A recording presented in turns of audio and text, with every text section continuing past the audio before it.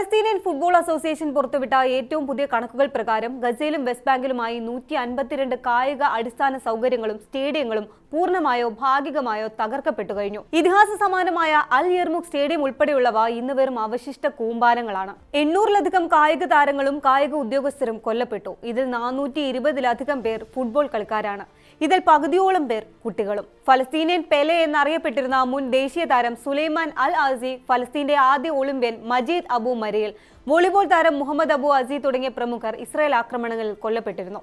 ഗസയിലും west ബാങ്കിലും football ലീഗുകൾ പൂർണ്ണമായും നിർത്തിവെച്ചിരിക്കുകയാണ്.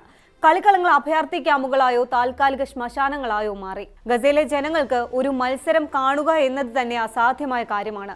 കടുത്ത വൈദ്യുതി ക്ഷാമവും ഇന്റർനെറ്റ് വിച്ഛേദനവും കാരണം തങ്ങളുടെ പ്രിയപ്പെട്ട ടീമുകളുടെ വിവരങ്ങൾ പോലും ദിവസങ്ങൾ കഴിഞ്ഞാണ് പലരും അറിയുന്നത്. ഇതിനു പുറമെ ഫലസ്തീൻ കായിക താരങ്ങൾ നേരിടുന്ന യാത്രാ വിലക്കുകളും കടുത്ത ഉപരോധവും അവരുടെ കരിയർ തന്നെ ഇല്ലാതാക്കുന്നു. വിദേശത്ത് നടക്കുന്ന മത്സരങ്ങളിൽ പങ്കെടുക്കാൻ ഗസയിൽ നിന്നുള്ള കളിക്കാർക്ക് അനുമതി ലഭിക്കാറില്ല. നിരന്തരമായ നാടുകടത്തലും പട്ടിണിയും ഉറ്റവരുടെ വിയോഗവും സൃഷ്ടിക്കുന്ന മാനസികാഘാതം പേറിയാണ് അവശേഷിക്കുന്ന താരങ്ങൾ ജീവിക്കുന്നത്. അന്താരാഷ്ട്ര വേദികളിൽ രാജ്യത്തെ പ്രതിനിധീകരിക്കാൻ കഠിനമായി ശ്രമിച്ച ഫലസ്തീൻ ദേശീയ ഫുട്ബോൾ ടീമിന്റെ ലോകകപ്പ് യോഗ്യതാ സ്വപ്നങ്ങൾ കനത്ത പ്രതിസന്ധികൾക്കൊടുവിൽ ഒമാനെതിരെയുള്ള മത്സരത്തോടെയാണ് അവസാനിച്ചത്.